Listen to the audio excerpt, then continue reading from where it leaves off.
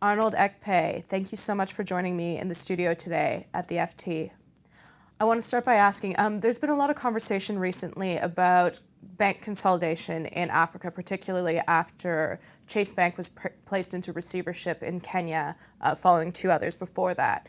A lot of the conversation has revolved around the fact that in several of the major markets, including Kenya and Nigeria, there's a need for banks to consolidate. Is that an argument that you hold with? There's clearly some logic to that argument. If you look at these markets, in some cases there are too many banks. Kenya has, I think, 45 or 46 banks. The banking industry is one that's built largely on scale. If you look at the UK, the US, France, the top banks, the top 4 banks are usually very large banks. In Africa, that's not always the case, which means that the smaller banks are more prone to shock, and I think that's what you're seeing in Kenya. The market also has gotten very difficult. Lower commodity prices, lower economic growth, currencies under pressure. So I think you have all the ingredients there to encourage a consolidation. But banking is a regulated industry, so ultimately it will involve not only the demands of the market, but the demands of the regulators. How do you see that taking place, the consolidation process? I think it's going to happen more driven by market logic and by regulators taking a much more open view to consolidation. I think there's a sense that competition should be encouraged, but I think that works up to a point.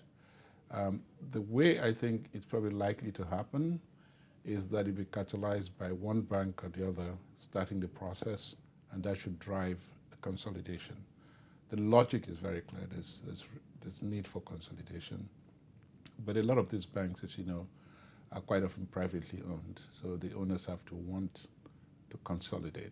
After all, it's a marriage. It takes two to tango. Yeah. Now, you're the chairman of Atlas Mara, which has obviously taken up a lot of interest in buying banks across the continent.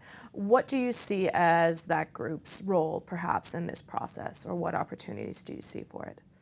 I think we've been very open about what we're trying to do. Atlas Mara was set up, founded by Bob Diamond and Ashish Thakkar, and the objective was to meet a clear demand for capital and for talent on the African continent. And that's what we're trying to do. We've done several acquisitions in a multiple of countries, and in all cases, we've been working with governments and with the owners of those banks to put in capital, to put in talent, and to make a positive change, not only to the institutions that we acquire, but to the communities in which we operate in. Great. Thank you very much. Thank you.